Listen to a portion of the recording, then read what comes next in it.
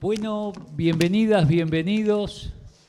Después de esta coreografía que hicimos una entrada triunfal, uno por cada escalera,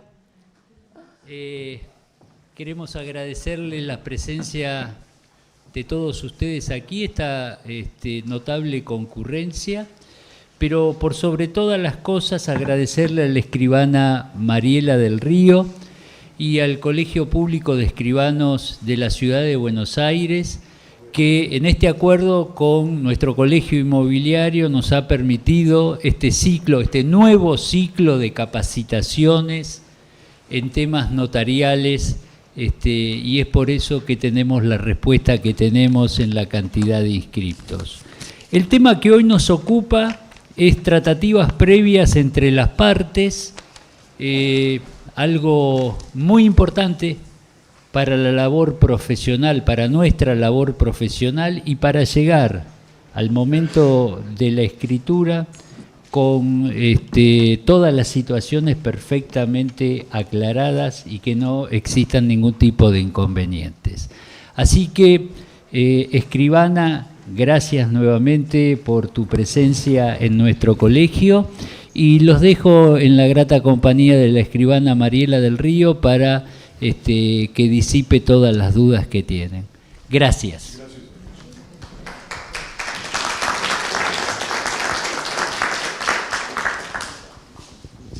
Hola, ahí está. Bueno, muchísimas gracias, Pablo, por la presentación.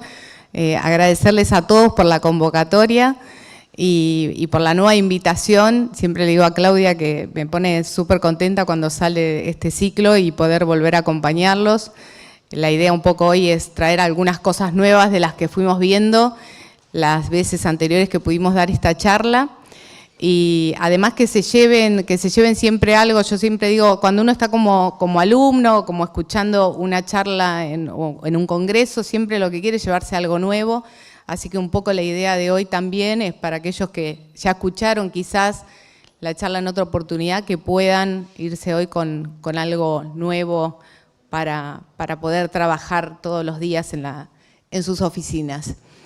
Bueno, el tema de hoy es, yo abro el ciclo de capacitación con justamente esto, que son todo lo que es tratativas preliminares, ¿sí? Las tratativas previas que tienen los corredores cuando llegan las operaciones a sus inmobiliarias, ¿sí? Y que después posteriormente, cerrada la operación, llegan a la escribanía.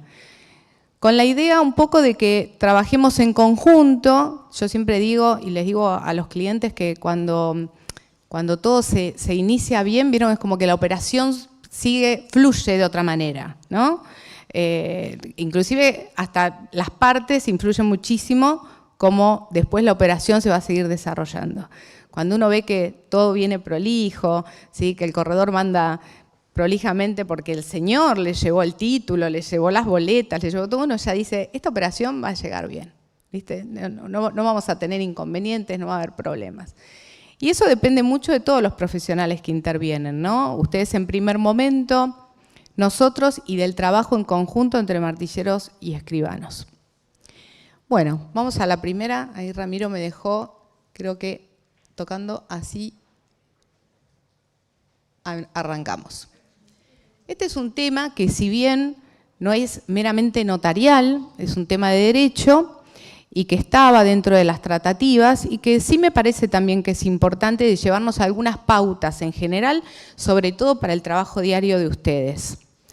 Cuando hablamos de la responsabilidad precontractual, estamos hablando de todas esas responsabilidades que se derivan desde que el contrato empieza a gestarse, desde su inicio.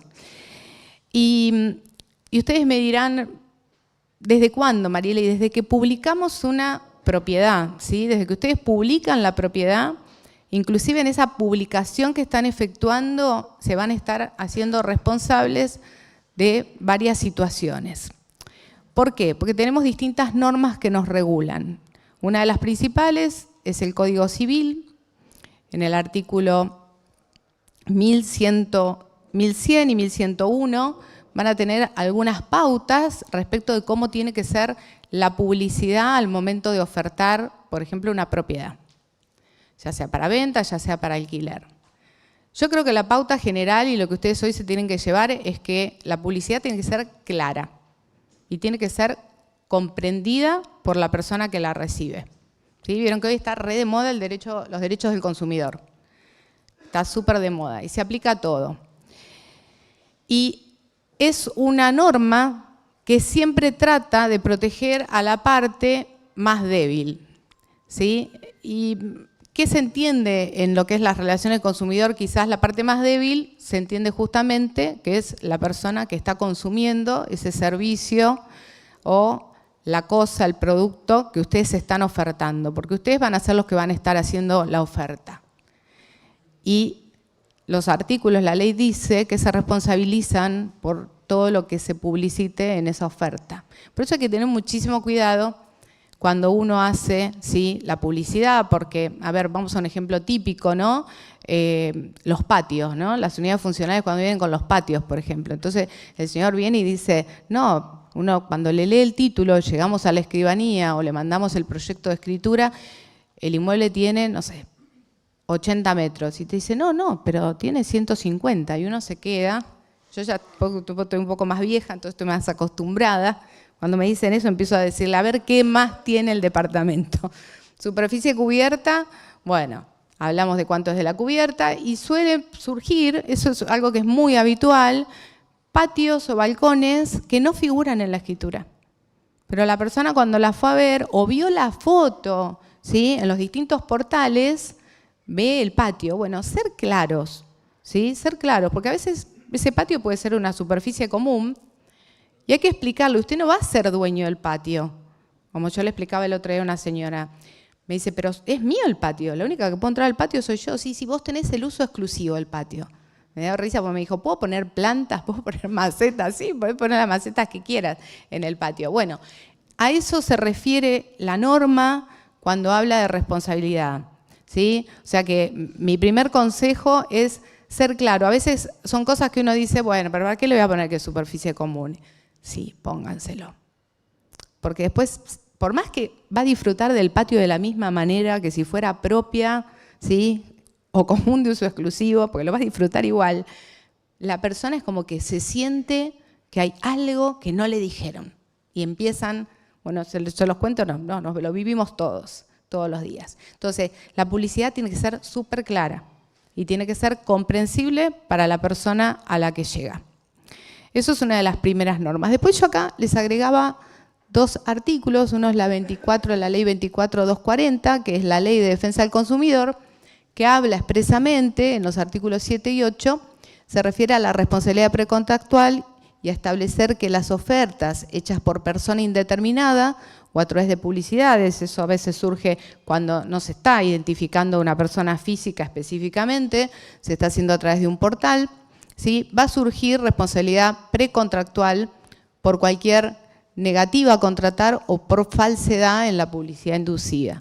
Es un poco lo que nos dice el artículo, este artículo que yo les contaba del código de la publicidad en el 1101, donde habla específicamente, ¿sí?, el 1100 en gran sentido, lo que dice que la publicidad tiene que ser clara y comprendida por el usuario, y las otras tipos de publicidades que no pueden ser, ¿sí?, que no se pueden efectuar.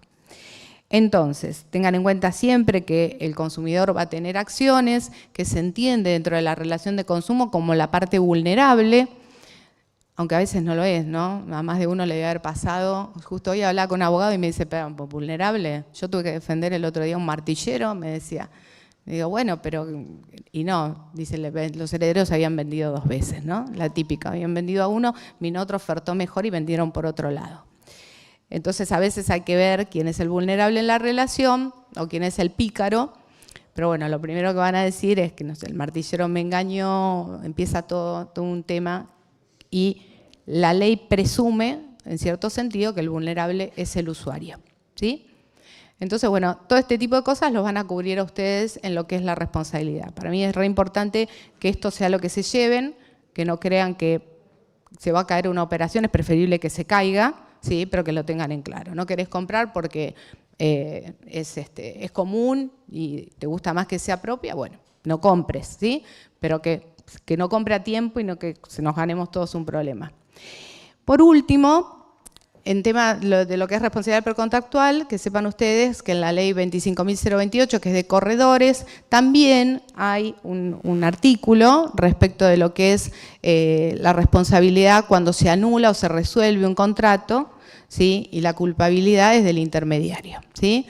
Más que nada es el tema de que se pierde el derecho a la remuneración y en este caso, por ejemplo, que le contaba yo que la gente había vendido 2 veces y se terminó probando que en realidad habían vendido 2 veces con una idea de estafa porque habían vendido la segunda vez porque le habían ofertado un mejor precio. Obviamente que ese martillero, las resultas fueron que pudo cobrar inclusive sus honorarios porque era lo que correspondía. No sé si de esto alguna duda, me parece que esto es más que nada para que se lleven información. Ahí les cuento que me uní al grupo de consultas, así que estoy ahí también. Después veremos las consultas, en el resto siempre surgen. Y bueno, llegamos a lo más importante, ¿no? Llega la persona a la inmobiliaria, les dice que tiene para vender una propiedad y ¿qué le pedimos? Yo siempre les pido, cada vez que vengo lo repito, pidámosle el título original. La gente cree que cuando uno le pide el título original le está pidiendo la casa. Y viene y no lo quiere dejar. Es más, vienen capaz que se los muestran con recelo. No, ustedes agárrenlo, explíquenle que eso no es la casa, ¿sí? Y que si lo pierde pedimos otro. No hay problema. O sea, eso es propio del sistema que tenemos nosotros en nuestro país, que es el sistema de notariado latino, que justamente es un sistema que genera matricidad. ¿Qué es esto, matricidad? Que si queremos agarrar una escritura de la época de la colonia, vamos en este momento, bueno, esas están en el Museo de Casa Rosada, pero existen, están, podemos encontrar escrituras de todas las épocas, excepto algún protocolo que se haya perdido o destruido por alguna situación particular. Las escrituras, las matrices existen siempre. Ustedes me dicen, pero Mariela, mi abuelo compró un departamento en la calle Alsina en 1950. ¿Está la escritura donde firmó mi abuelo? Sí, está la escritura donde firmó su abuelo. Vamos a Chorraín, fue con un escribano de Capital Federal, que es donde están los archivos de protocolo, y ahí están todas las escrituras matrices. Por eso cuando ustedes reciben las escrituras de los clientes, no ven las firmas. Generalmente no ven las firmas, a veces las ven fotocopiadas, ¿sí? Pero el principio general es que la firma no la vean. Ustedes se llevan una hoja color verde. Yo cuando les enseño a los alumnos les digo, ¿por qué el protocolo es rojo y las hojas de las copias que se lleva la gente son verde? ¿No? Siempre hacemos esa pregunta, ellos se rompen la cabeza buscando la respuesta, es porque lo dice el reglamento. Nada más que por eso. Pero tiene un cierto sentido, ¿no? ¿Por qué? Porque el rojo es como precaución, es algo importante cuando uno ve el rojo. El verde es como un color justamente, ¿sí?, de mayor circulación, de menor precaución. ¿Por qué? Porque esa primera copia yo puedo volverla a pedir si la pierdo, ¿sí? Entonces esto para desmitificar que perdí el título, perdí la casa. Y se desesperan, llora la abuela, lloran todos. No, se perdió, bueno, la vamos a encontrar. Buscan un escribano y los vamos a ayudar. ¿Qué es lo peor si perdieron la escritura? Van a perder tiempo y plata. ¿Por qué? Las tasas son caras, generalmente se dan cuenta cuando la operación está cerrada y el comprador se necesita mudar rápido, entonces uno llama al escribano y lo primero que cuando le dicen, bueno, tráigame el título original, muy común es que digan, sí, se lo llevo, yo lo tengo, y uno insiste, tráiganmelo a escribanía, pero el escribano tiene necesidad de verlo, se lo llevo el día de la escritura. Sí, tenemos necesidad, ¿saben por qué? Porque la gente no distingue entre un original y una fotocopia. Y si bien las fojas notariales, como son verdes, ¿vieron las gruesitas verdes con las que los poderes, todo? Bueno, eso es foja notarial. Es uno de los sistemas por el cual los títulos se pueden sacar las copias. Hay otros sistemas que son fotocopiando el protocolo. Entonces, una fotocopia que tiene un sello y una firma del escribano que es vieja, a veces amarillenta, es muy difícil de distinguir, ¿sí? Entonces yo por eso, mi consejo, ustedes obviamente que esto uno lo aprende con la práctica, pero que siempre le pidan y vean. Si el título consiste en fojas, bueno, que sean las fojas verdes, que no sea una fotocopia a color. Y si consiste en fotocopia del protocolo, que puede pasar, es otro sistema para sacar las primeras copias, que esa fotocopia esté acompañada siempre de una foja notarial detrás, ¿sí? Y que tenga los sellos de inscripción en el registro que corresponda. Eso es lo que vale como título inscripto, ¿sí? Y esto no es un capricho del escribano, esto es una obligación que surge de una ley, que es la ley 17.801, que es la ley de registros nacionales, rige para todos los escribanos del país, y esa ley dice que ningún funcionario puede transferir, modificar, ¿sí?, cancelar, ceder derechos reales sobre inmuebles si no tenemos el título original a la vista inscripto. ¿Qué quiere decir esto? Que si el señor perdió el título, vamos a tener que hacer una nota, ¿sí? Primero identificar a dónde está, buscarlo a dónde está. Si estamos en el ámbito de Capital Federal, hasta 5 años están en las escribanías, ¿sí? Posteriormente, para atrás, hasta más o menos creo que es el año 82, están por acá cerquita, acá en 11, en el archivo de protocolos que está en Alsina, están ahí todos los tomos. Y los más viejitos los tenemos en Chorraín, que es otro edificio más grande, donde están todos los edificios del 80 y pico, los tomos del 80 y pico para atrás, ¿sí? Que es donde se hacen los estudios de títulos. Los escribanos van ahí, piden los tomos y ven las escrituras viejas y se chequean que estén todas las firmas, y eso es lo que consiste en hacer el estudio de títulos, es mirar esas matrices. Es decir, imagínense que acá en Alsina, cuando Chorraín, el Colegio de Escribanos, adquirió ese inmueble, era porque ya en Alsina no entraban de la cantidad que teníamos. Y como les contaba recién, los más viejos, que son de contenido, son históricos, son patrimonio, ¿sí?, de la Nación, están en Casa Rosada, en los archivos de la casa. Bueno, entonces, ¿dudas con esto? Sí. Puede. ¿Qué pasa cuando, por ejemplo, se pierde la escritura y está en sucesión y se pide al Colegio de Escribanos que manda la sucesión, manda la copia, pero por correo interno? ¿Esa es válida? ¿Hay que certificarla? ¿Qué se hace? Bueno, esa es una muy buena pregunta. Generalmente cuando se abre la sucesión, los juzgados, ahora es todo digital, generalmente lo suben, a veces los abogados suben la copia que tienen, entonces también es un tema porque antes, ¿qué pasaba? El original, o exhibían un original y quedaba en el expediente, y el original se lo devolvían al abogado o a la parte, después había que estarlo buscando, llamando al abogado, los herederos llamaban al abogado, era todo un tema, o quedaba dentro del expediente y teníamos que pedir el desglose. Yo tengo por costumbre, cuando pido que me denuncien en el tracto, a mí me gusta que me denuncien, no es obligatorio, ya les digo, cuando hablo con la abogada ya tengo medio como un speech. Con los abogados les digo directamente, denuncien mis datos y por favor, si está el título agregado al expediente, si es un expediente viejo, desglósenlo. Ahora, ¿qué pasa? Cuando no está, la posibilidad a veces, el juzgado no siempre, pero a veces da la posibilidad de solicitar por oficio al archivo, ¿sí?, una segunda copia del título y que se agregue al expediente, ¿sí?, judicial. Lo más prolijo cuando está la declaratoria de herederos es que los herederos, todos los que van a disponer, porque a veces ¿qué pasa? No quieren ir todos y va uno. El título va a salir expedido para el que lo pida. ¿Qué quiero decir con esto? Esto es re importante cuando a ustedes les traen escrituras.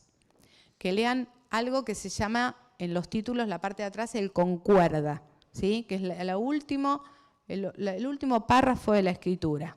Se llama concuerda, que es cuando el escribano habla y cuenta para quién expidió esa copia, ¿sí? Cuando nosotros, vuelvo 2 minutos para atrás, cuando nosotros pedimos una copia a los archivos, vamos a certificarle la firma a quien tenga interés legítimo para pedirla. O sea, yo no puede ir mi primo a pedir la copia porque yo la perdí, no. Tiene que venir usted, la persona que tiene la legitimidad para pedir esa copia, si no cualquiera la puede pedir. Entonces, si son 5 herederos, tienen que venir los 5, porque el título va a ser expedido para ellos 5.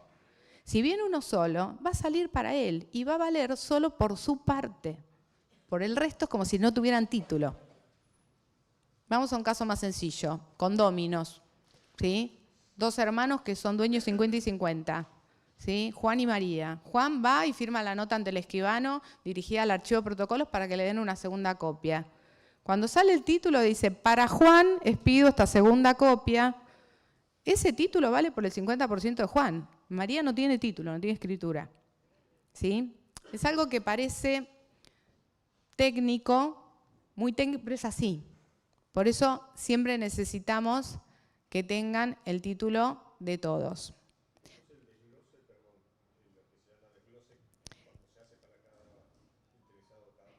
No, es la expedición. El desglose lo pedimos en tribunales. Cuando el título está entregado a tribunales y lo agregaron a un expediente, cuando era papel, hoy difícilmente te lo aceptan, ¿sí? Hoy en realidad lo escanean los abogados y lo suben. Entonces ya es como que eso son situaciones que van cayendo en desuso, ¿sí? En lo que es los expedientes, porque hoy tenemos hay muchos que ya son expedientes digitales nativos desde un comienzo. Algunos pocos quedan papel, viejos, y algunos quedan mixtos, ¿sí? Pero empieza a haber actos procesales que empiezan a no tener sentido, ¿sí? Yo, por ejemplo, el otro día, con algo que estamos investigando en el Instituto de Derecho Procesal del colegio, hicimos un pedido de préstamo de un expediente digital, ¿sí? Y bueno, en un juez nos lo dio, otro juez me dijo a mí, no, escribana, no se lo puedo dar porque no es papel, ¿sí? ¿Por qué? Porque a veces es muy difícil el mundo analógico traspolarlo a lo digital. Pero hay ciertos actos procesales que tienen efectos. ¿Por qué pedimos el préstamo del expediente? Antiguamente, cuando yo tenía que hacer una venta por tracto, ustedes llegaban a la escribanía, me traían todos los papeles, me decían, escribana, ya está todo, están todas las resoluciones. ¿Yo qué hacía? Me iba a tribunales con un escrito y pedía que me presten el expediente. Y me lo llevaba. Me lo llevaba a mi oficina y lo tenía 5 días ahí hasta que firmaba la escritura, y después que firmaba la escritura le decía a alguno de mis colaboradores, no sé, Laura, Mili, llévenlo y devuélvanlo a tribunales. ¿Qué pasaba? Durante ese tiempo que yo el expediente lo tenía en mi escribanía, no entraba ningún escrito. Era como que estaba bloqueado. Y hoy hay algo que tenemos que tener en cuenta y que es muy importante. Salió hace muy poquito una DTR del registro de la propiedad inmueble, que no se van a inscribir más las cesiones de derechos hereditarios, ¿sí? Porque la publicidad, conforme lo dictamina el código, se da en los expedientes. O sea, cuando un heredero le cede al otro, van con la cesión al expediente, lo agregan y ahí se entiende que cobra publicidad esa cesión, ¿sí? Entonces, imagínense lo que es en un expediente digital, que hoy con un enter la subimos, ¿sí? Y yo no lo tengo en mi oficina, no estoy tranquila. ¿Qué tendría que hacer? Estar mirando todo el tiempo, ¿no? Entonces, bueno, estamos en un proceso de investigación de ver desde lo notarial, y también eso les sirve a ustedes, porque cuando venga alguien a vender y diga, mira, tengo esta propiedad para vender, pero en realidad el heredero es mi primo y mi primo me cedió los derechos, y a ustedes le tienen que traer toda esa documentación. Todo tienen que traer, ¿sí? Acá partimos de lo básico, el título original. Y esto me trae algo que es re importante. ¿Qué entiendo yo por título original? Viene el heredero, me trae la declaratoria de herederos solamente. ¿Es el título ese? No. Ay, me encanta, respondieron todos, una genialidad esto. No, no es el título, ¿sí? Bueno, igual siempre vieron que hay una parte de la biblioteca que dice una cosa, otra parte que dice otra. Yo me enrolo porque el título es donde el derecho real nace, esa escritura donde nació el derecho real. La declaratoria de herederos lo dice la misma palabra, declaratoria, declara, ¿sí? Yo me acuerdo cuando estudiaba sucesiones, tenía un profesor que decía, y a uno le queda grabado fuego, esas cosas que quedan, ¿no? Que la muerte del causante, la apertura de la sucesión y el investirse como heredero pasa todo el mismo día. O sea, se murió papá y pasó todo, se abrió la sucesión, ¿sí? Y yo soy heredera de él, declarada desde ese día. Después el juez lo único que dice es me declara, o sea, da como una suerte de publicidad a esto que sucedió el día que mi papá falleció, ¿sí? Bueno, ¿vamos bien hasta acá? Buenísimo. Título original, entonces yo siempre les voy a pedir El título. ¿Compraron los abuelitos en 1920? Tráigame el título de cuando los abuelitos compraron. No, pero lo perdimos. Bueno, a ver, ¿dónde compraron? Compraron en Capital, ¿se acuerdan el año? Hay una fotocopia dando vuelta. Y si no, pedimos un informe de dominio. ¿Sí? Pedimos un informe de dominio y vemos qué tenemos anotado. Allá hay una pregunta.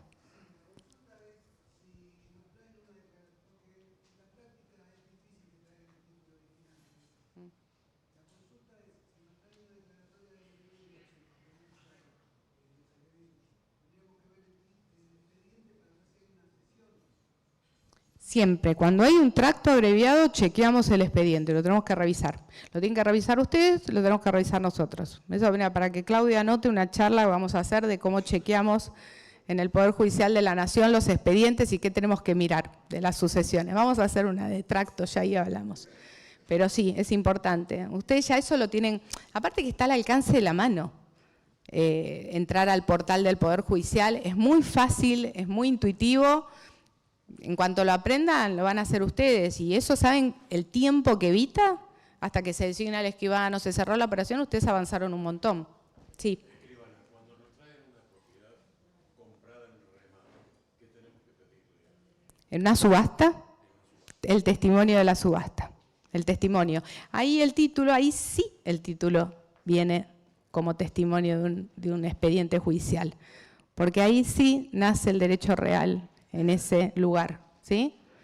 Obviamente que ese testimonio va a tener toda la transcripción de los autos necesarios para su inscripción, va a estar inscrito en el registro y va a estar todo determinado. Si no lo estuviere, lo vamos a tener que hacer, ¿sí? Ahí. Sí, una cuestión técnica.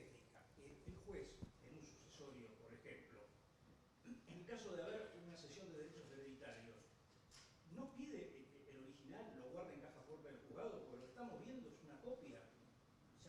¿O sirve que se la suban nada más al expediente electrónico, se la manden? Y generalmente, sí, a ver, generalmente lo lógico es que tiene que ver el original, ¿sí?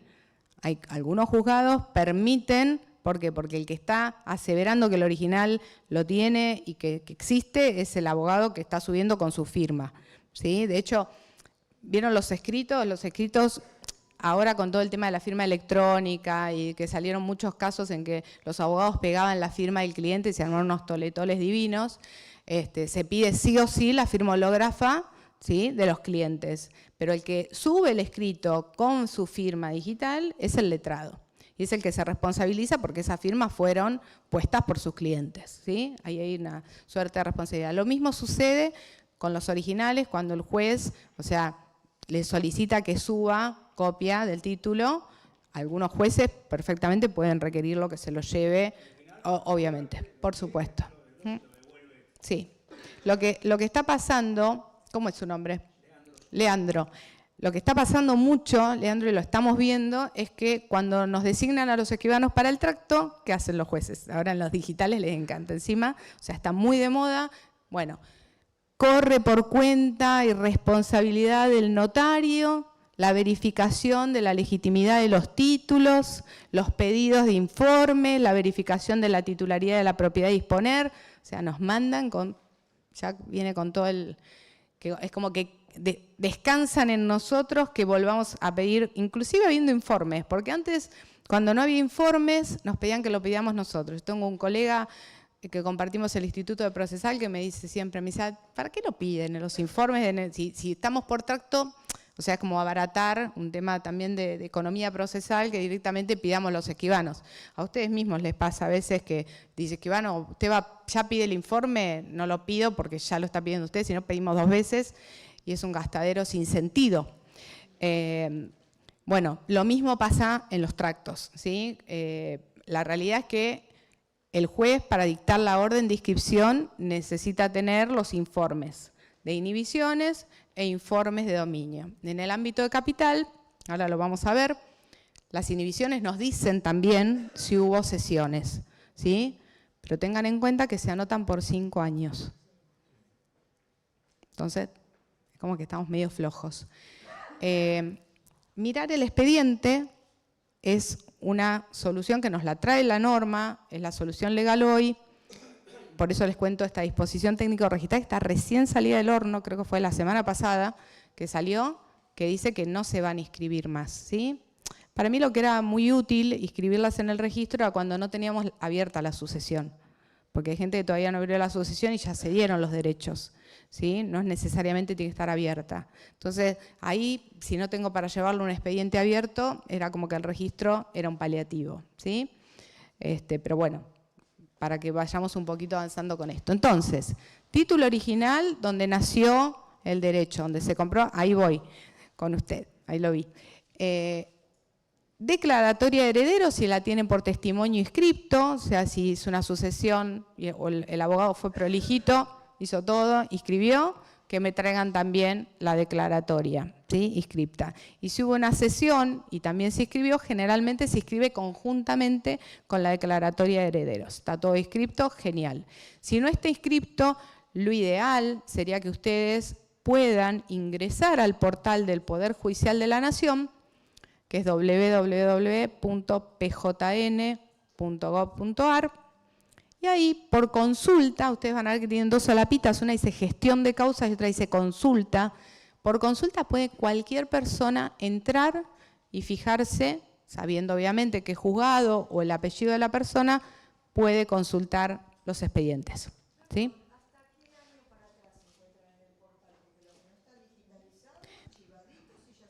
Eso no hay opción, hay que ir al archivo, al Palacio o a Inmigrantes, rastrearlos. Hay un mail que si quieren después se los facilito, los que están en el WhatsApp, después se los anoto, donde ustedes pueden consultar dónde está el expediente.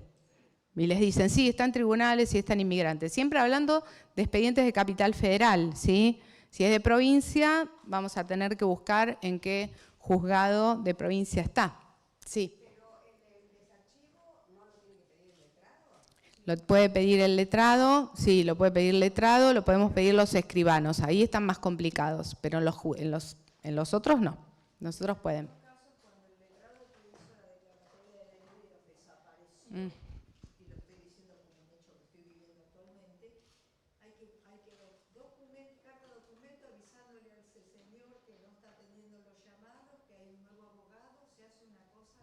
Sí, sí, es así. Esperen que allá había...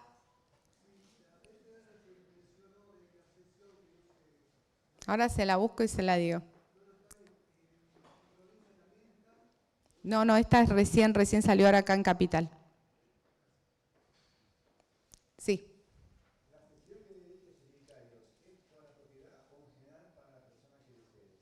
La cesión de derechos hereditarios, nos vamos a meter en un tema.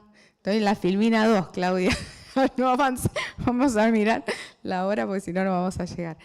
Es un tema apasionante porque desde la doctrina se discute mucho, porque cuando hablamos de cesión de derechos hereditarios, los derechos hereditarios son una universalidad, son una bolsa de cosas. Entonces uno le dice, ¿y qué? No, porque yo le quiero ceder el departamento que tenemos en Mar Chiquita a mi primo, ese se lo queda a él. Entonces quiero hacer una cesión de derechos hereditarios. Y en realidad eso es una cesión de derechos sobre un bien determinado. ¿Y qué es lo que pasa? Si yo lo hago de esa manera, se van a terminar aplicando las normas de otros contratos. Si lo hago por dinero, voy a aplicar las normas de la compraventa. Si lo hago gratuito, voy a aplicar las normas de la donación. Y si yo compro derechos sobre un bien determinado dentro de una sucesión donde todavía no decidimos si él se queda con el departamento de la costa, yo me quedo con el de, no sé, con el de 11 y el otro se queda con la casa de fin de semana, no decidimos repartirnos las cosas, esa cesión va a quedar sujeta a la partición futura que hagan los herederos. Y es todo lindo si toda la familia Navidad la pasa junta. Pero si hay uno en la familia que está peleado, y mañana, cuando uno dice, pero yo compré los derechos sobre el departamento de la costa, dice, ¿sabes qué? No te firmo porque cuando era chiquito me tiraba de la bicicleta, no sé, ¿sí? Lo que sea, y se pelean, ahí tenemos un problema, ¿sí? Tenemos un conflicto. Y este señor que compró esos derechos sobre bien determinado, creyendo que ya tenía el departamento de la costa para ir en enero, se da cuenta de que verdaderamente todavía los tiene que convencer a los otros. ¿Hay formas, escribana, de que esto lo podamos prever? Sí, se puede poner un poder irrevocable para particionar, o sea, que Yo le compré a él, pero le pido la firma a ellos dos, que somos todos primos, para que cuando hagamos la partición ninguno se me dé vuelta y a mí me toque el departamento de la costa, que era lo que yo verdaderamente quería. Pero esto es re importante en concepto que ustedes lo tengan en cuenta, porque la mayoría cree que como que es caprichoso. No, no es caprichoso. Se puede hacer, sí, hay que tomar ciertas precauciones y hay que asesorar a la persona de que sepa que está sujeto a la comisión, ¿sí?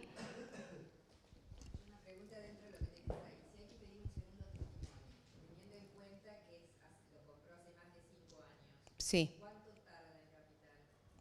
No, en Capital tienen 3 tasas, por ejemplo. El archivo funciona genial, el director es el escribano Roberto Miñolo, hace muchísimos años, es un genio el escribano. Tienen 3 tipos de tasas, pueden pagar, o sea, si pagan más rápido, se les va a dar prioridad al trámite de ustedes.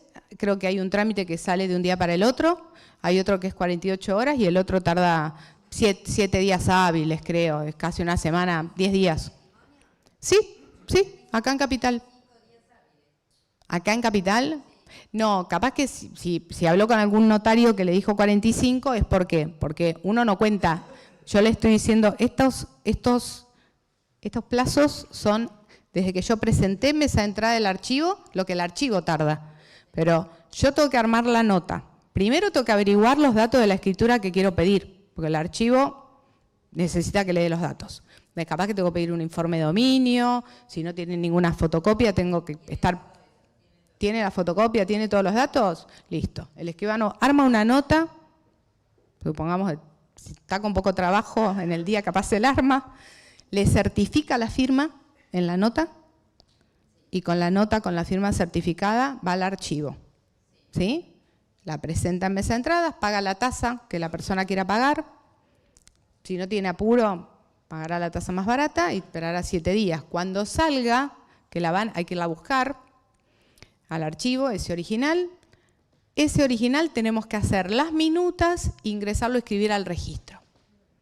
Y ahí en el registro también tenemos que ver qué tasa pagamos. Si pagamos una tasa común o pagamos la urgente, que suele tardar, antiguamente eran 4 o 5 días, hoy capaz que son 10, 15, igual no está tardando, está funcionando bastante bien el registro de Capital, está funcionando muy bien, así que capaz que en una semana y media lo tiene inscripto, ¿sí? Si no le observan nada y si la minuta está toda bien armada, va a salir el título inscripto. O sea que, supongamos, a ver, con una escribanía súper diligente, que no pierde un minuto, y vino el señor hoy a firmar, ya estamos armando la certificación, mañana se está yendo mi empleada al archivo y le ingresó, ¿sí? O sea, si trabaja así, bueno, será 3, 4 semanas, como mucho. ¿Sí? Capaz que por eso le dijo 45 días, contando todos los tiempos, ¿sí?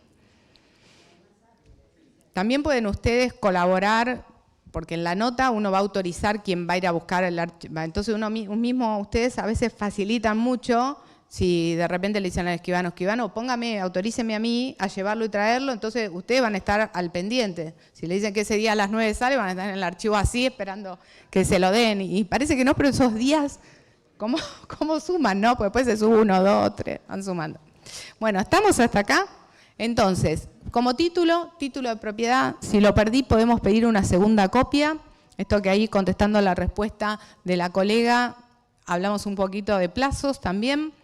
Yo siempre por eso digo que pierden plata y tiempo, porque lo que se pierde es tiempo y encima el dinero que hay que pagar, ¿no? Por a veces no tenerlo guardado. Los abuelos lo guardaban arriba de los placares, ¿vieron? Hay que volver a eso. Bueno, ¿dónde? ¿Cuánto tarda? ¿Es caro? Y tips para tener en cuenta. El tema de ¿dónde lo van a ir a buscar ustedes? ¿Qué creen? Al registro, siempre a los archivos. Pero ¿quién me va a determinar dónde está esa escritura? El escribano que firmó. Si firmó de La Rioja y tengo que buscar allá. Tengo que llamar al Colegio de La Rioja, preguntar dónde tienen el archivo de actuaciones. Si firmó un escribano de provincia, fíjense, por ejemplo, provincia, la mayoría de los escribanos tienen mucho protocolo en sus escribanías, a diferencia de Capital. Entonces capaz que necesitan un protocolo del 90 y llaman y el escribano lo tiene en su oficina. ¿sí? Ahí es un poco más rápido. Habla con el escribano y va a ser más rápido, ¿sí? Y que queden en cualquier lugar de la tierra es peligroso. Los archivos también se llueven, puede pasar. El de borde rojo.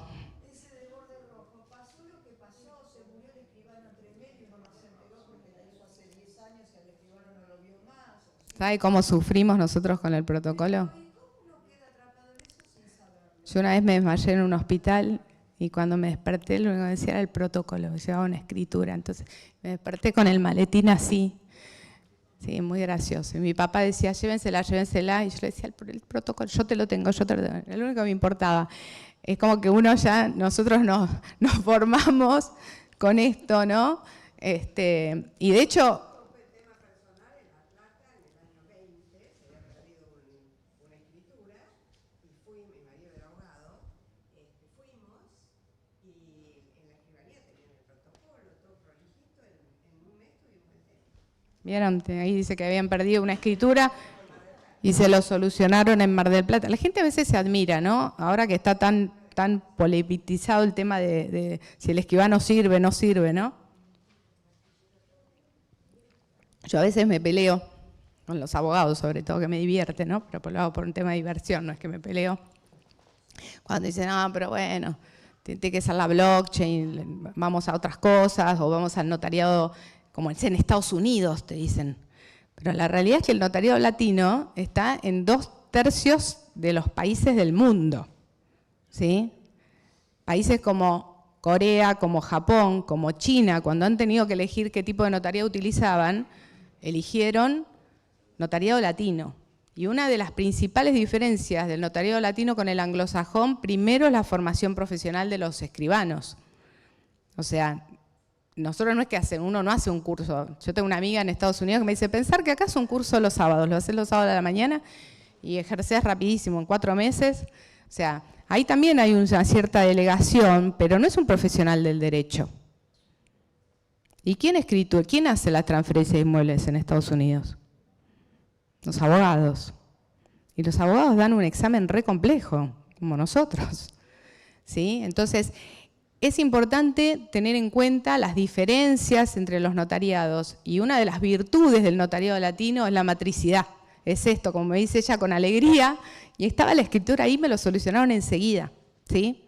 Nosotros venimos de una cultura más europea, donde la casa y lo que creamos y lo que logramos en la vida tiene un cierto valor. O sea, a mí no me da lo mismo que me saquen mi casa porque perdí mi título o porque vino otra persona que tiene un mejor derecho y un seguro me pague. Me digan, bueno, toma, anda y cómprate otra casa. O sea, pregúntenle a cualquier abuelo que no quiere que lo saquen de su casa. La gente se arraiga a sus lugares. Entonces, tenemos otra idiosincrasia, otra cultura, ¿sí? Y nuestro notariado acompaña esa cultura.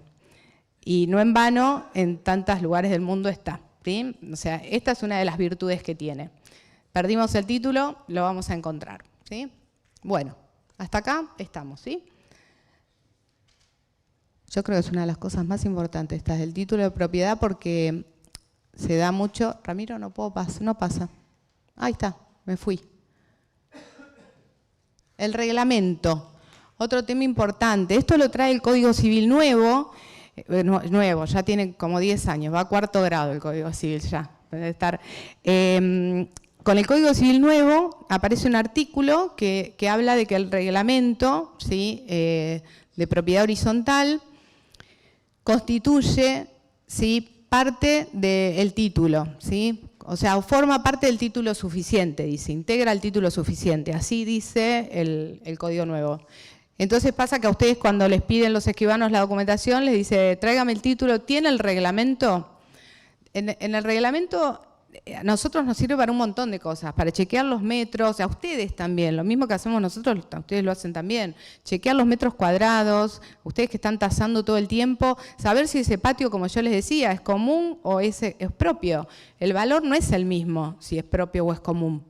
Tampoco es el valor, es el mismo si es común, pero tiene el uso exclusivo. Ese derecho de uso exclusivo tiene un valor económico que hay que apreciar, ¿sí? A veces hay diferencias en el título porque por errores, en metrajes, ¿sí? O un balcón que no figura, un pedazo que saltó. A ver, también son humanos y puede llegar a suceder que haya errores. Bueno, ¿quién va a desempatar? El reglamento, porque el reglamento es donde está transcripto los planos de propiedad horizontal. Y el plano es el que no miente, es el que en el último minuto me va a decir a mí cuántos metros tiene su unidad, ¿sí?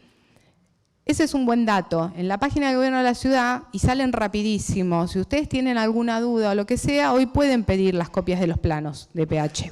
Si vieron el reglamento o el título, vieron que generalmente dice, y según el reglamento confeccionado en base a plano de pH tanto número, y tiene el número del año. Generalmente lo pueden pedir. La página sería como de trámites a distancia de gobierno de la ciudad, GCBA, ¿sí? Bueno, entonces, reglamento. Se discutió bastante si cuando apareció el código nuevo, si en realidad lo que tenemos que pedir era la copia original del reglamento, ¿no? Bueno, se llegó a la conclusión de que no, de que se puede pedir una copia, se le puede pedir al administrador, pero sí que es importante que integre el título y que hoy, de alguna manera, aunque sea una copia, pero la tengan. Así que esto es importante cuando ustedes pidan la documentación. ¿De acá alguna duda con esto?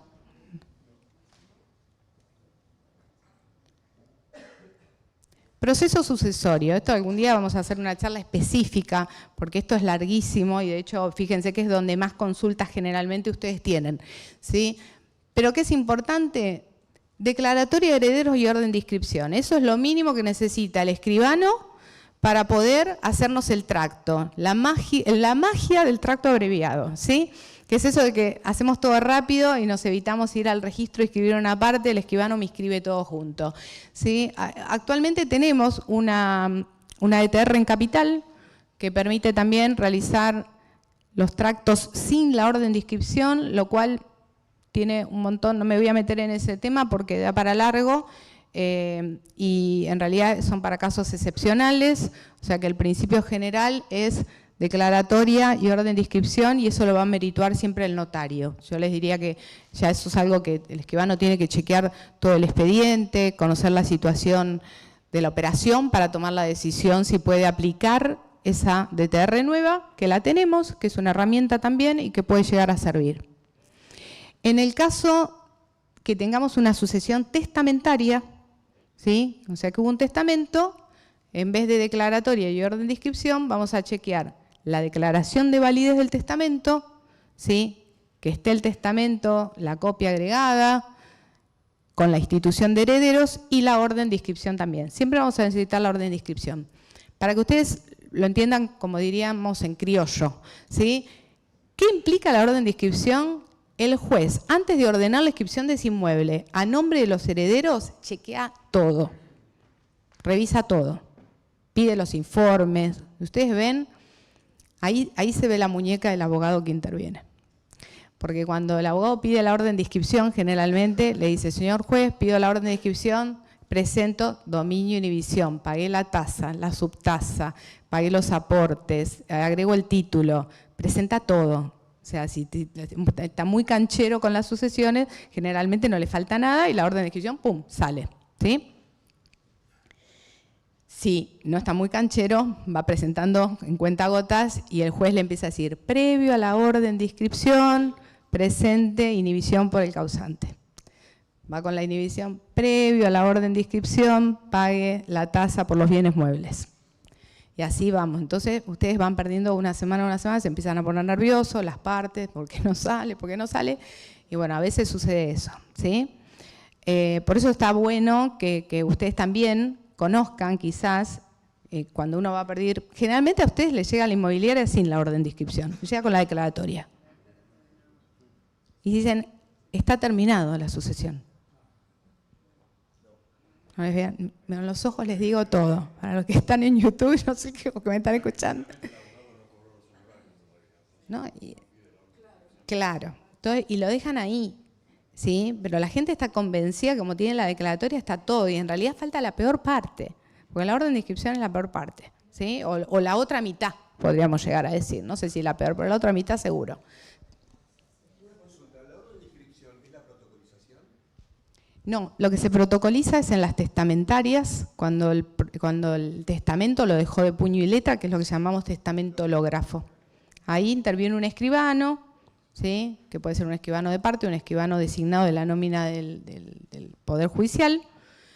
Yo soy perito, más de una vez me toca, me llaman y bueno, voy, retiro el original, ahí sí nos tenemos que traer el original con nosotros y lo protocolizamos. ¿Qué implica protocolizarlo? Técnicamente, jurídicamente no es transcribir, protocolizar, pero transcribimos el testamento y ya queda en nuestro poder, ¿sí? En el expediente lo único que queda es la escritura de protocolización, el original ya no lo tienen más, generalmente queda una fotocopia, ¿sí? Consulta, la orden de inscripción de una declaratoria de herederos, bien hecha por un abogado que sabe cómo es, ¿en cuánto tiempo sale si no está hecha? La orden de inscripción, y es lo que yo les digo, imagínense, si tiene mucha muñeca, ¿sí? Y presenta un escrito con todo lo que le va a pedir el juez, y está todo, el juez hace el chequeo, tuc, tuc, tuc, tuc, y está todo, se la van a dar, y es un escrito y un proveído. Depende del juzgado. Una resolución. También depende, claro, y una semana para la otra. Por eso estamos hablando de, yo he tenido casos donde eran cuentagotas, yo decía, pero ¿qué pasa? No sale, no, pero ahora me pidieron tal cosa, no, pero hasta que me di cuenta dije, no puede ser, está probando, no sé. Pero bueno, a veces pasa, ¿sí? También tenemos que tener paciencia, a veces pasa porque les piden algo que verdaderamente, capaz que el abogado no lo tuvo en cuenta que se lo iban a pedir, y en otros casos sale así, como te digo, presentan todo y sale. Si los herederos no tienen ni idea en qué está el trámite, o sea, me traen la declaratoria y nosotros podemos entrar. Por supuesto, la gente nunca sabe. Dice, yo sé que el expediente está, o el abuelo se llama, lo bueno es que ustedes no necesitan ni el número de expediente. O sea, si es una sucesión, va a tramitar en el fuero civil. Entonces ponen cámara civil y saben que el causante llamaba, no sé, esperemos que no sea Juan Carlos Pérez, porque saben que van a estar mirando 10 horas, ¿sí? Pero si es un apellido más complejo, ponen el apellido y ponen qué carácter tenía causante y le sale enseguida. Y ustedes lo pueden mirar y ya tienen un primer pantallazo, ni bien entró la propiedad de la inmobiliaria. ¿Sí? Claro, pues ustedes van a poner ese inmueble a la venta. Te llega una reserva al otro día. ¿Qué le decís a esa persona? ¿En cuánto puede escriturar? Ustedes tienen que tener una idea, ¿sí? Obvio que siempre tienen la facultad de decir, bueno, a ver, tenés un escribano, decime cuál es tu escribano de confianza con el que vas a escriturar. Lo charlamos con él y él lo puede mirar. Pero yo creo que es un buen servicio de parte de ustedes que les puedan decir, mira, inclusive te puedo mirar la sucesión y vemos cómo estamos. ¿Sí? ¿Preguntas? ¿Estamos? Bueno. O sea, hay miles de situaciones y otro tipo de casuística, ¿no?, que se puede dar en eso. Certificados o informes, ¿no? Lo que hablábamos hace un rato del tema de la economía procesal y qué pedimos. Si pedimos si pedimos informes certificados, ¿quiénes piden certificados? Tenemos que saber que hay una diferencia entre unos y otros. Antiguamente eran de distintos colores. Ahí están viendo un certificado de dominio, que es color verde, así eran cuando eran papel. Y al lado tenemos el informe que se llama es como una multinota, porque en no figura, pero ahí arriba en esos cuadraditos que ustedes ven, eso que Ramiro me enseñó que podía acá, vamos a jugar con esto. Ahí, ¿ven? En estos cuadraditos que tienen acá, hoy figura el número, dice 1, 2, 3, 4, 5 y 6, dicen. Entonces uno cliquea en qué tipo de informe va a querer, el 1 es para informe de dominio, el 2 para anotaciones personales, el 3 índice de titularidad, y dependiendo del que ustedes le hagan un clic, ¿sí?, es el informe que van a pedir, y es la información que el registro les va a dar. Tengan en cuenta que los certificados, los únicos que los pueden pedir son los escribanos. ¿Sí? ¿Y por qué? Porque, claro, lo que nosotros generalmente también, que es como un modismo, decimos se traba la matrícula. ¿Sí? Que registralmente se llama reserva de prioridad. Logramos tener una reserva de prioridad. Y esto no es poca cosa. Es un invento argentino como el dulce de leche y nos lo admiran en Europa y en España. el tema de la reserva, así que siéntanse orgullosos que tenemos la reserva de prioridad. ¿Y qué significa? Si yo como escribana presento un certificado de dominio, ¿sí?, en el registro de la capital para una propiedad, el registro va a hacer un asiento para que todos sepan que yo, Mariela del Río, titular del registro 325 de la capital, tengo 15 días para escriturar con prioridad a todos. Y la situación jurídica del inmueble no se va a modificar. ¿Sí? O sea, lo que yo estoy viendo cuando me dan el certificado no se va a modificar. No se va a modificar teóricamente. ¿Por qué les digo esto? Porque supongamos que hay un embargo dando vueltas. Yo pedí mi certificado y el embargo entra. No es que no lo inscriben al embargo. Al embargo lo van a inscribir, lo van a anotar, pero lo van a anotar condicionado a mi certificado. ¿Sí? Entonces, por supuesto, pero yo voy a tener prioridad. Ahí veremos de qué trata el embargo, si el abogado pidió un informe y vio que hay un escribano que está por hacer algo y es rápido y piola y lo llama. El otro día me contaban un caso que habían pedido automáticamente vieron que estaban por vender el inmueble y pidieron una medida de no innovar. Y el juez se la dio, entonces con la medida se la dieron en el día, llamó al escribano y frenó la escritura ahí. ¿Sí? Entonces, bueno. Es decir, que dentro de esos 15 días no puede entrar el embargo. El embargo va a entrar, pero se va a notar condicionado, porque la que va a tener prioridad voy a ser yo para escriturar. Y si dentro de los 15 días vos escriturás, Supongamos que yo ni me entero, porque yo pedí el certificado, yo no veo nada. y no, ese embargo ya no corre. Yo feliz me voy, escrituro todo y el embargo entró. Entró, pero ¿qué acontece con el comprador de ese embargo? El comprador compró sin ningún problema. Obvio que, sí, que sea de buena fe, ¿no? No, que... Ahí. El comprador compró sin nada, exacto. No, para nada, no, de ninguna manera, no. Bueno, por eso les estoy haciendo así, ojo, ¿no? Vamos a hablar de una operación de verdad que la gente compra, no sé, algo muy común, una deuda de tarjeta de crédito. Ni sabía el hombre pobre que estaba vendiendo. La deuda de Arba, en provincia. La gente a veces sale en embargos en una propiedad de provincia de Buenos Aires de Arba o de la municipalidad y ni sabían, capaz que es una boleta vieja que no pagó o un ingreso bruto de un negocio que tuvo y la gente no lo sabía. ¿Por qué?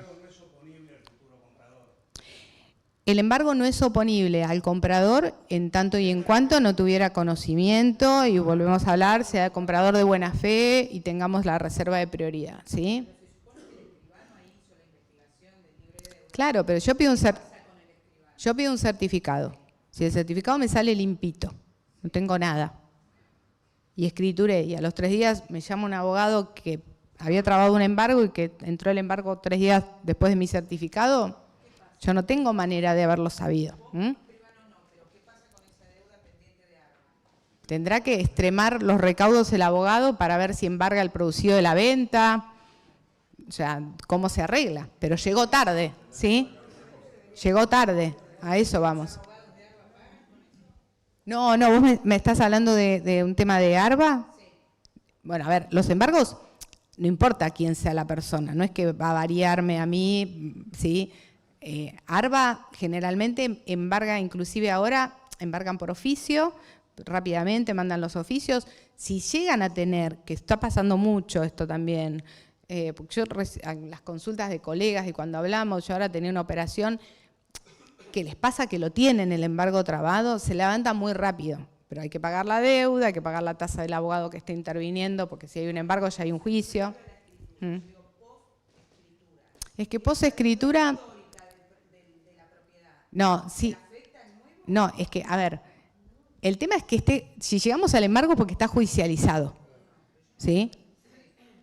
Vos lo que me estás diciendo es, pero el escribano pidió un libre deuda, obvio, pedimos un libre deuda acá en Capital, pedimos el libre deuda en la municipalidad y en Provincia de Buenos Aires vamos a pedir a la municipalidad y a Arba, ¿sí? Sí, también, sí. Pedimos a ambos lugares la deuda. Si a mí me sale la deuda, pero no está judicializada. Si ya en la deuda, ¿sí? En lo que estoy pidiendo, que es el catastro de provincia de Buenos Aires o el certificado municipal de la provincia, a mí ya me sale que hay una deuda judicializada, ¿sí? Ya me voy a tener que comunicar con un abogado, voy a tener que pagar los honorarios, tasa y todo lo que me cobren, ¿sí? Ya cuando llegamos al embargo, porque bueno, está todo un poco más avanzado y más cocinado, ¿sí? Pero si me sale esas deudas, obviamente que, si me sale la deuda sin judicialización, ARBA ya nos manda a nosotros el libre deuda y hasta las boletas. O sea que, sí, retenemos y pagamos, ¿sí? Retenemos y pagamos. Ahora, vuelvo a repetir, si yo pido el dominio, lo que ella creo que me está preguntando y que quiere que yo le conteste con certeza y que me la juegue acá, con todos de YouTube, con toda la cantidad que tenemos hoy. Si yo pido el certificado y no tengo nada, y no veo nada, y ni me enteré, porque en ARBA me salió una deuda sencilla con una boleta, pero hay un embargo, ¿sí? No tuve forma de enterarme, cae después que yo escrituré, es igual que cualquier acreedor. No es que porque es ARBA tiene un poder diferente, ¿sí? No, es que el tema es que ahí...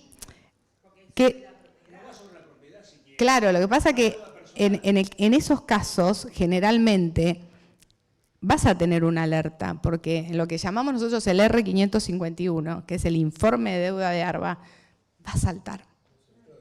Está muy armado todo, o sea, es como un caso medio raro que hubiera una deuda judicializada y cayera el embargo y no me hubiera enterado por el R550 por algún lado, seguramente nos hubiéramos enterado antes.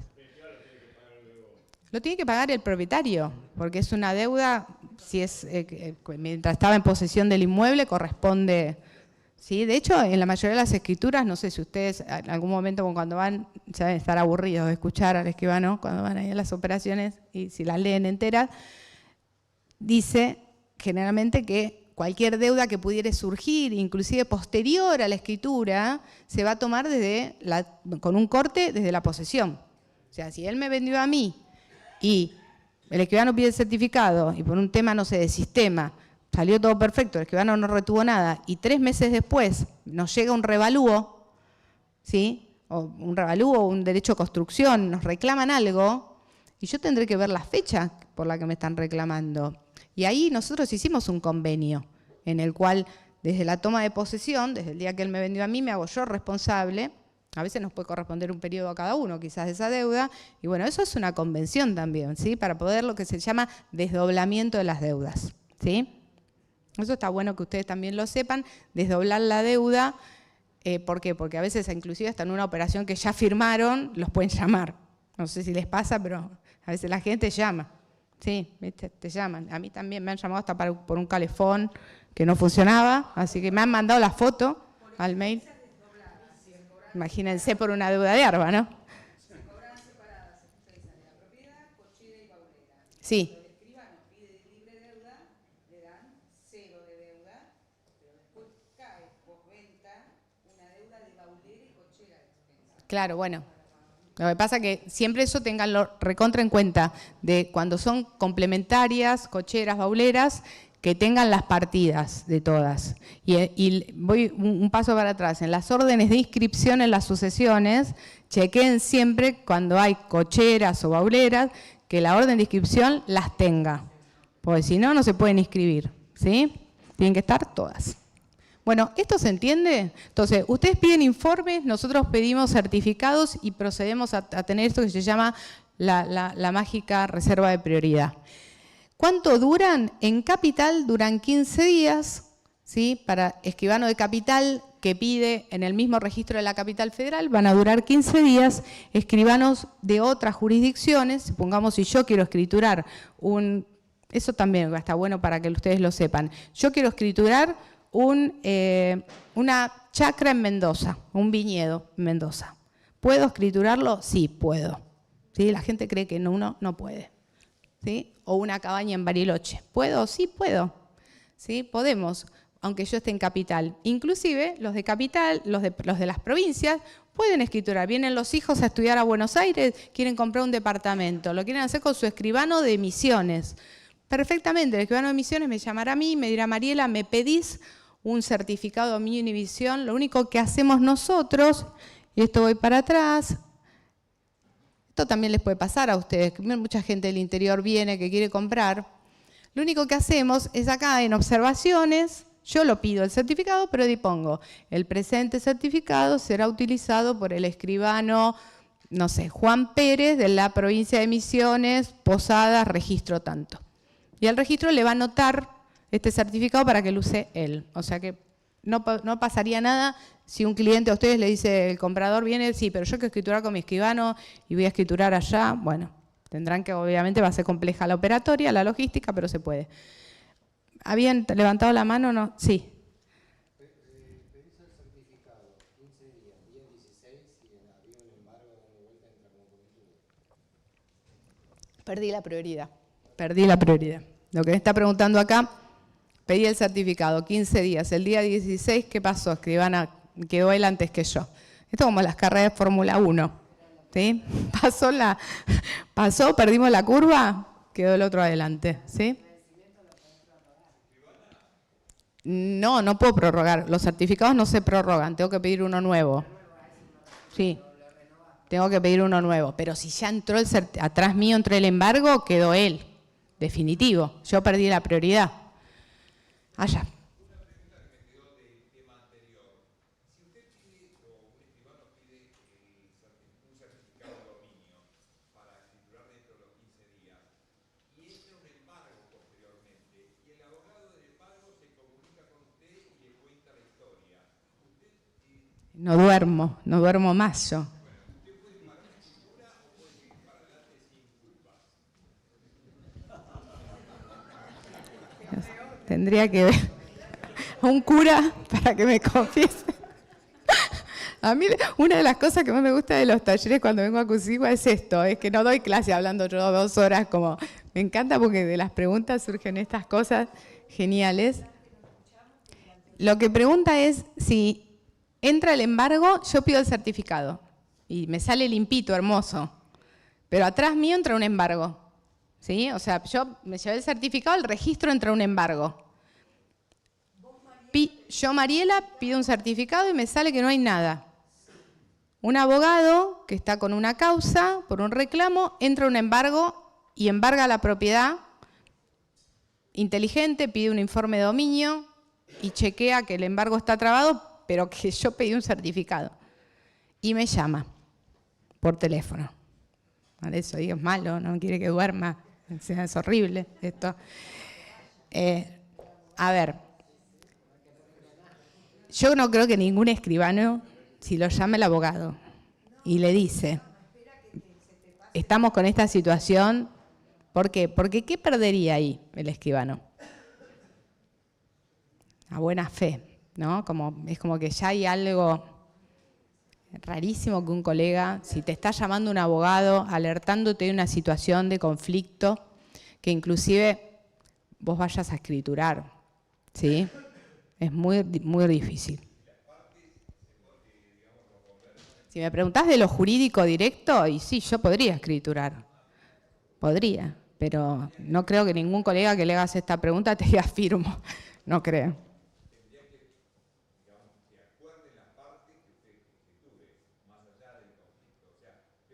Claro, porque vos aparte de pensar, el escribano es imparcial. O sea, yo no puedo, porque el comprador me paga los honorarios, firmar la escritura y no sé, o tirar para un lado o para el otro. ¿Sí? O supongamos que, no sé, me paga el comprador, bueno, hago la vista gorda con algo, o con no, de ninguna manera. O sea, el escribano es totalmente imparcial. A mí me llega una operación, yo tengo montones de clientes que en mis operaciones han sido vendedores. Y por verme trabajar bien y por ver que siempre traté de que la cosa sea cordial para ambos y hasta a veces ponerme del lado del vendedor, porque el comprador se le antojaba un capricho y algo que no correspondía, y aunque fuera mi cliente, que a veces pasa, la gente dice, pero vos sos mi escribano. No, a ver, no nos equivoquemos, sí, yo soy tu escribano de confianza y todo, pero yo tengo que llevar una operación adelante en la cual las dos partes estén tranquilos y seguros.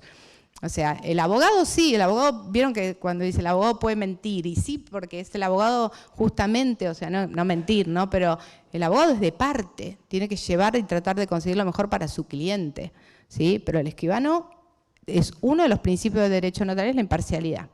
Eso tengámoslo siempre en cuenta. Entonces, una situación así, me parece que es importante como para detenernos y bueno, asesorar a las partes. Bueno, la verdad que seguir en una situación así es muy difícil. Sí. ¿Cómo? Disculpen. La inhibición general, si es más rápido que para levantarla. La diferencia entre la inhibición y el embargo, buenísima la pregunta. Porque yo puedo comprar con un embargo, lo asumo. Y digo, lo voy a resolver, total, después negocio con el abogado, que podría llegar a ser una respuesta.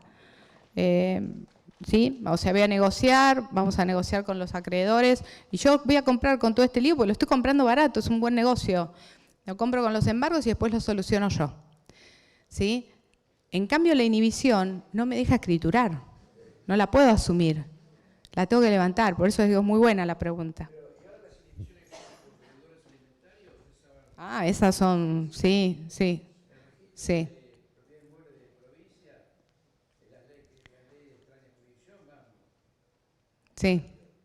El otro día vi una escribana que tenía una causa así, pidió y no sé si no era algo parecido a lo que comentó el colega allá atrás. Bueno, avanzamos entonces.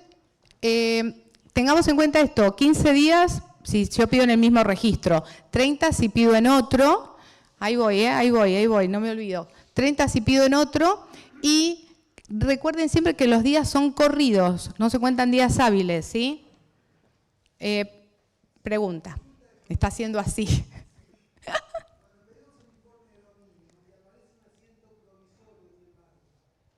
Sí, pedimos un informe de dominio y me aparece un provisorio de un embargo. Ay, que están tremendos. Están reafilados aparte. Los dos están estudiando mucho. Porque el provisorio me buchonea que hay algo peor, estoy peor que él. Porque en ese yo ya me enteré, ¿sí? Esto lo charlamos siempre con los escribanos. Vienen, no sabes lo que me pasó. Hay 3 provisorios, pero en realidad están caducos y bueno, ahí hay miles, siempre discutimos de esto. A ver, puede estar caduco, inclusive puede estar caduco el embargo trabado. Pasa que el mundo de tribunales y el mundo de la justicia es muy complejo. Y a veces, inclusive los embargos que tienen que mutar, a veces no mutan o no se inscriben, ¿sí? Entonces, yo creo que el otro día lo hablamos esto justamente en el Instituto de Derecho Procesal, que es importante que el escribano sea diligente y revise los expedientes y mire la situación, ¿sí? Porque obviamente la caducidad se da de pleno derecho por el plazo legal. Pasaron los 5 años, caducó. Bien contados, obvio, ¿no? No contemos mal. Vieron que con la pandemia se nos agregaron unos puchitos ahí, tuvimos unas épocas que fueron complejas en contar los 5 años. Y también tengamos en cuenta que ciertas medidas cautelares no son por 5. Por ejemplo, una inhibición en una quiebra, ¿sí? O por una persona con discapacidad, son por plazo indeterminado. O sea que no, todo, en la vida todo tiene una excepción a la regla. Entonces, yo les diría, cuando les pasa algo así, está buenísimo que ustedes entren, que pidan los informes, que no se desesperen, pero sí, ahí sí, quizás que trabajen en conjunto con el escribano que va a hacer y va a chequear, porque inclusive hasta con inhibiciones en quiebra. Yo tuve un caso que me pasó, el martillero pidió todos los informes, todo, y en un causante había una inhibición, ¿sí? Trabada sin plazo determinado por una quiebra del Banco Mayo. ¿Se acuerdan del banco? Bueno. Al día de hoy, el señor que iba a comprar, el otro día lo vi, es médico y alquiló. Se fue a alquilar, porque le encantaba el departamento, lo alquiló. Fíjense, le buscaron una solución, un paliativo, a ver si mientras tanto podían solucionar el tema, ¿sí? Pero bueno, es muy difícil. El otro día justo hablábamos de este tema y A veces son quiebras, y las quiebras son larguísimas, un montón de gente, montones de acreedores. Imagínense ahí que lograron un levantamiento. ¿Mm? Claro, la dotación de litis también. Perdón, a los 5 años cuando se finaliza el periodo del embargo, si uno encuentra que está ahí próximo a cumplirse los 5 años, ¿no hay riesgo de que se vuelva a renovar el embargo? Es que ahí volvemos a lo que decíamos, o sea, ahí va a haber un poco de diligencia del escribano, ¿sí? De chequear los expedientes, todo, cuando yo tengo un embargo caduco, y también es importante que el abogado sea diligente, ¿no? Que si el embargo le caducó, porque bueno, también a veces sucede que el juicio se termina, se soluciona y nunca hacen el levantamiento, nunca lo escriben, dice, total, va a caducar. Entonces uno va a ver el expediente, está todo terminado, todo pago divino. A ver, hipotecas. Yo el otro día tuve un caso de una hipoteca que no estaba cancelada. La señora, ¿saben qué era? Jueza la que vendía. Le digo, pero Martita, tenés una hipoteca del año recontra caduca, tenía como 35 años de hipoteca. Ah, pero yo pagué todo, me dice. Pero pagaste todo, pero nunca la cancelaste. Ah, no lo debemos haber hecho, viste, en el banco. Y era jueza, no era que no entendía. ¿Sí? Esas cosas, te de risa. Bueno, uno piensa, no me va a pasar, sí pasa. Bueno, acá lo ven, cómo se ven los certificados, ¿sí? Allá tienen, en lo que es capital, tenemos 3 columnas. Tenemos la columna de titulares, la columna de gravámenes, que es esta del medio, y tenemos la columna de asientos, ¿sí? Que son, estas son las cancelaciones. Cuando ustedes lean un informe de dominio, siempre que tengan alguna restricción o algún gravamen acá en la columna del medio, lo que tienen que buscar es el contrasiento de la cancelación. O sea, esta liñita hermosa, esperen que hoy me fui, esta que ustedes ven acá, si un día vino mal dormido el registrador y se le fue, ¡puf!, ¿sí? Y tachó otra, y no está el contrasiento, no vale de nada. ¿Sí? Ese tip para que se lleven, ese sí, para que se lo lleven. Siempre buscar el contrasiento, lo que vale es esto. ¿Hay errores? Sí, hay errores registrales. ¿Sí? Y lo otro que es importante que tengan en cuenta, esta matrícula, que es el sistema de folio real, que es uno de los sistemas registrales que tuvo el registro, ya fue reemplazado por el sistema nuevo, que es este sistema digital. Este sistema digital, en una primera etapa, traspoló todos los datos de los inmuebles, las titularidades, pero no los gravámenes. Segunda cosa importante para que se lleven hoy. Si piden un informe de dominio, generalmente están viniendo, salvo los que sean muy nuevos y están recién matriculados, ya les vienen todos así, con este nuevo sistema. Pero si no, les están viniendo esta matrícula vieja con la pasada a digitalización nueva. Bueno, no quiere bajar. Pum, pum. Ramiro se enojó. Ahí está. Bueno, con esta, ¿sí?, nueva, les vienen las dos. Entonces, súper consejo, chequeen siempre las matrículas viejas. No es que se las mandan de copados, no. Mírenlas porque ha sucedido en el primer tiempo, que inclusive entró en funcionamiento, hubo casos de escribanos que, pobres, no miraron la matrícula pensando que todo se había traspasado y se comieron un embargo o algún tipo de restricción. ¿Sí? Entonces hay que mirar sobre todo esa segunda columna en las matrículas antiguas. ¿Sí? Titularidad sí está pasado. ¿Hasta acá estamos también? Si se pasó con algún error, tienen que hablar con el escribano. Si ustedes ven que en esta matrícula, supongamos la calle, el número, tiene algo erróneo, o el porcentual, porque no les da, le trajeron el título, ustedes piden el informe de dominio y chequean, detectan alguna diferencia, ya le avisan al escribano para buscarle la solución. Se puede solucionar, ¿sí? Se soluciona. Si hay diferencia, hay que ver quién se equivocó, si el escribano que hizo el título anterior o si el registro cuando escribió. Pero tanto en uno como en el otro de los casos se va a poder solucionar y corregir. O sea, no se desesperen. Bueno, acá tenemos una inhibición. En capital, fíjense ¿Qué nos informaban? Inhibiciones, no hay inhibiciones ni cesiones, esto ya en un tiempo, ya imagino que cambiará, pues ya sesiones no se van a inscribir más.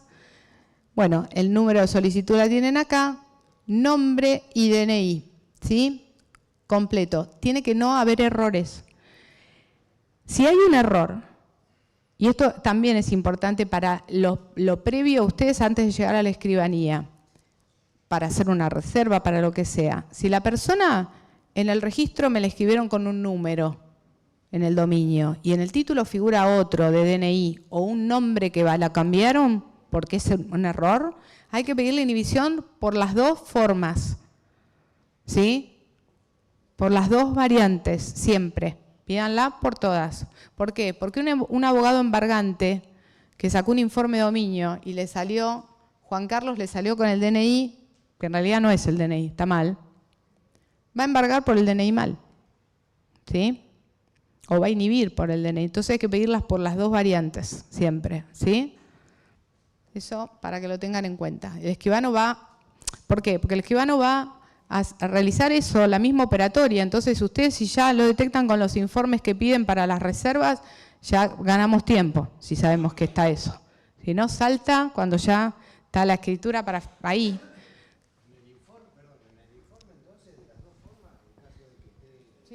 Sí, en el informe, cuando ustedes piden el informe de la propiedad, pídanlo de las dos formas. Y si hay sucesiones donde todavía estamos en declaratoria y no tenemos pedido nada, también pidan inhibición por el causante para saber que también los causantes, porque eso, ¿qué va a pasar? Si el abogado para pedir la orden de inscripción pide una inhibición en el expediente y a mí me sale una inhibición trabada, a ustedes la operación se cae. Todo eso, ¿qué digo yo? Que ustedes lo sepan de antemano y lo informen.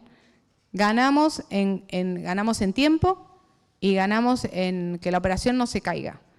Porque no es lo mismo una persona que viene a dejar la reserva explicarle y decirle, mira, estamos con esto, apareció una deuda de ARBA que tenía el abuelito, que sé que se le traspapeló una boleta y la estamos levantando, que no tiene problema, no tiene gravedad, a llega el informe, creemos que está todo bien, hoy salió un embargo de inhibición, la gente tiembla, le tiene pánico, ¿no?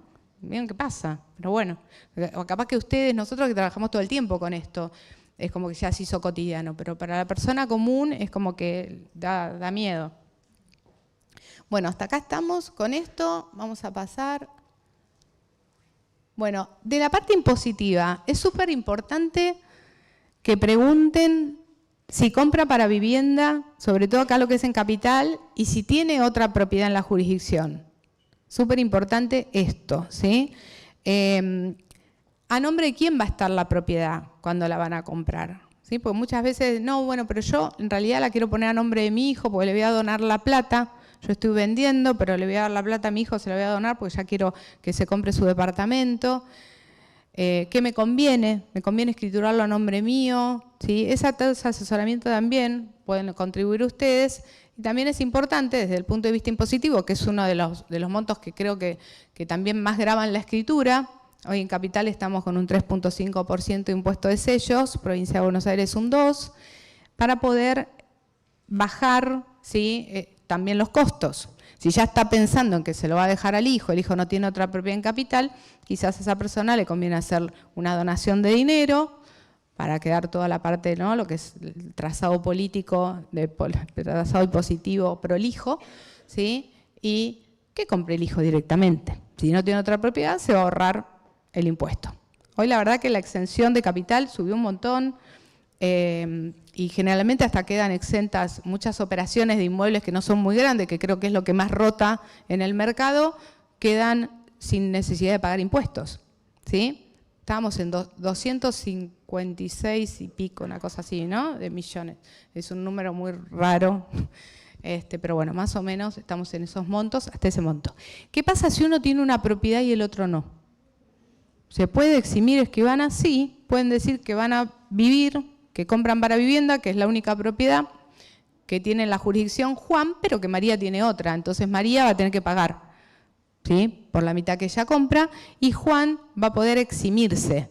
Ahora, ¿me puedo tomar el monto total que me permite la exención? No. Tengo que también tomar el proporcional de la exención, la mitad, ¿sí? De esos 256 voy a tener que dividir y voy a poder tomar esa mitad. ¿Ahora subió a 256? Sí, está por ahí. Hoy salió una resolución de la UIF también muy fresquita, que ahí estábamos, todavía no tuve tiempo muy de leerla, pero que subió del tema de UIF, no sé si lo vieron, de 700 salarios mínimos vitales y móviles, subió a 750. Tampoco va a ser la diferencia. Estamos hablando, el salario mínimo vital y móvil está en 313.000 pesos a partir del 1 de junio, así que daba algo así, la cuenta como 238 millones de pesos, serán $200.000, 190, estaremos por ahí.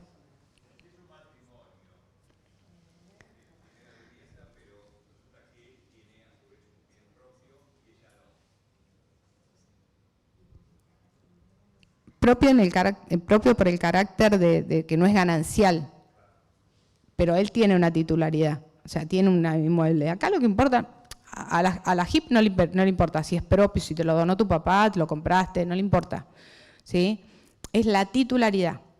Igual es buena la pregunta, porque si yo casada, ¿sí? Tengo yo propiedad, pero él no tiene a su nombre, es ganancial.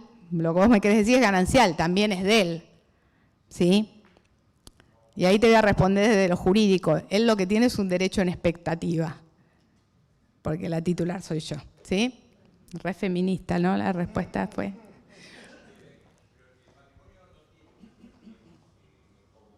El matrimonio no tiene un bien en común. No, es que no se considera desde lo que es el régimen matrimonial como matrimonio, se considera por persona, ¿sí? Yo tengo un caso ahora, ponele que escrituran mañana y compraban una cochera en un edificio y un inmueble en la otra. Ella tiene una propiedad acá en Capital, son gente del interior. Él no tenía propiedades. Se vienen a vivir acá, entonces ella me dice, yo tengo una propiedad y él no. Bueno, se exime él, vienen, compran para vivienda, si están comprando un departamento para vivir, compran para vivienda, es la única propiedad de él, bueno, por ella pagamos. En TGS, esperen que les cuento esto para que ustedes entiendan cómo es el concepto y cómo funciona. Idas y vueltas con los de vendedores de la cochera, los vendedores del departamento que no puedo, terminamos escriturando primero la cochera y después el departamento. Y ella me llama y me dice, ¿y el impuesto de sellos? Y lo perdés. Pues si yo te escrituro la cochera, que encima no está en la misma vivienda, no está en el mismo edificio, es un inmueble, ¿sí? Es otro inmueble, ya va a tener titularidad. Por más que no lo haya inscripto, yo ya lo sé. Yo no puedo decir como que van ahí, no tiene otro inmueble porque no lo vi, el informe 3 salió. No puedo, porque están firmando conmigo, aunque firmaran con mi adscripto en el mismo registro, no se puede, ¿se entiende? Obvio, vamos a hacer eso. Pero ellos no querían, ella no quería. Ahora escrituramos después la cochera. Yo heredo dinero y compro con mi dinero heredado una propiedad en Capital y es mi primer vivienda en Capital, aunque yo tenga en provincia. Y bueno, ahí es... Ella me pregunta, la norma dice que no tenga otra propiedad. A mí me gustaría, la vamos a traer a la escribana, los especialistas en tributario, para hablar bien de todas estas casuísticas. ¿Sí? Porque, ¿qué pasa? A mí lo que me exige la norma es que pida un informe número 3 en la jurisdicción. Entonces, la declaración de que no tenés otra propiedad es tuya. A mí como escribana lo que sí me exigen es que yo chequee y acredite, verifique que acá en Capital no tenés, que pida un informe 3 acá en la Capital Federal. ¿Sí? O sea, el resto que no tenés otra propiedad va a ser una declaración tuya.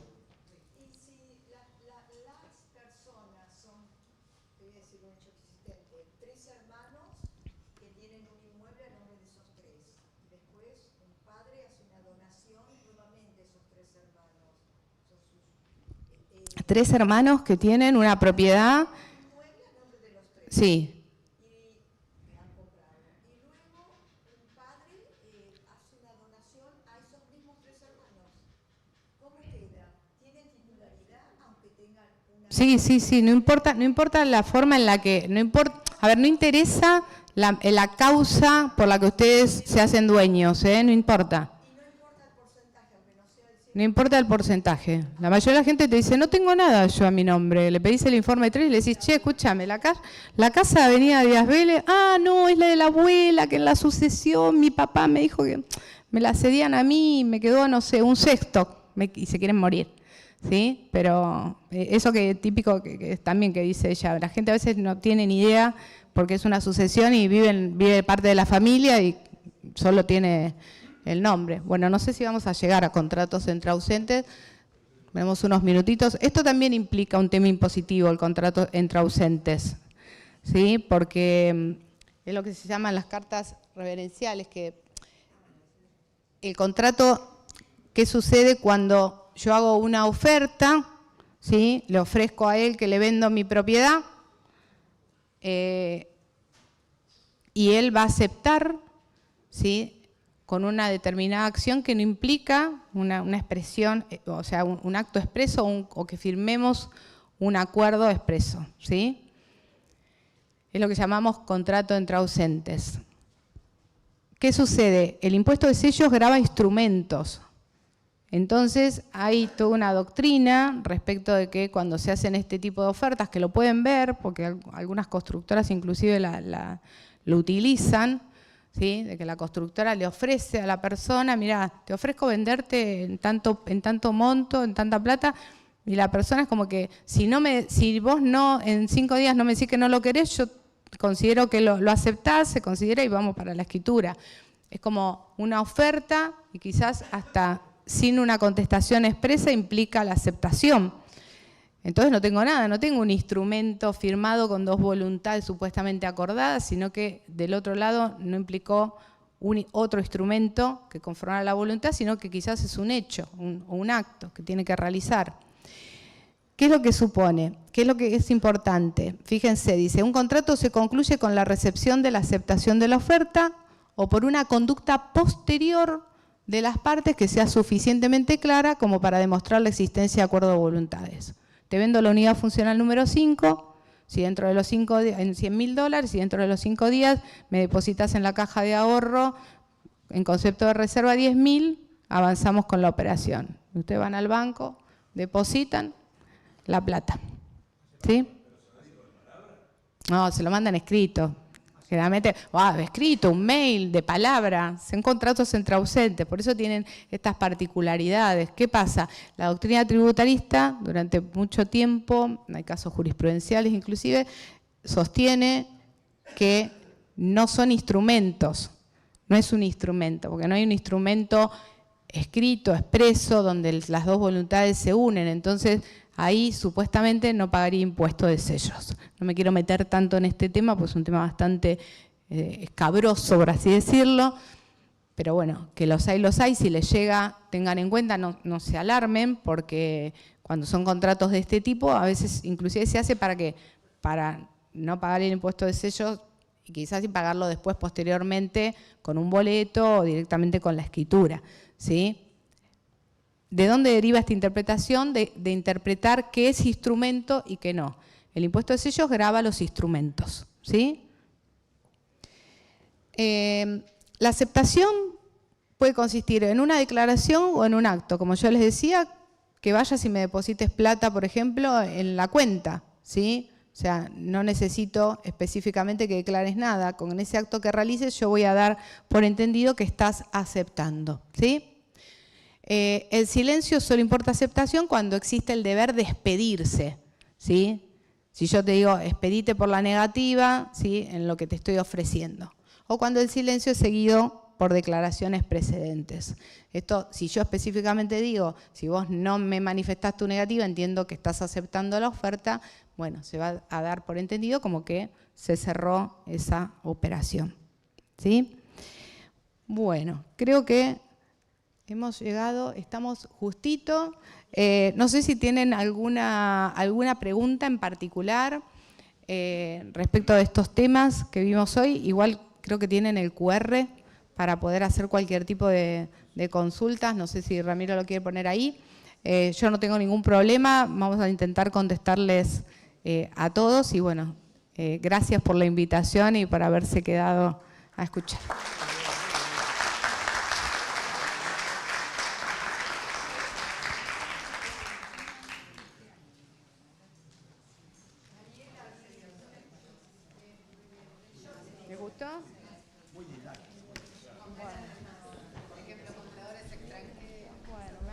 Vamos a despedir a la escribana. Muchísimas gracias, Mariela, por tu charla, y los invitamos a todos a la segunda jornada del ciclo notarial, que será el próximo martes 10 de junio, 13:30, a cargo del escribano Abelino, que va a ser contrato de corretaje. Así que los esperamos a todos. Ya les va a dar la el inscripción. QR, pido. Gracias.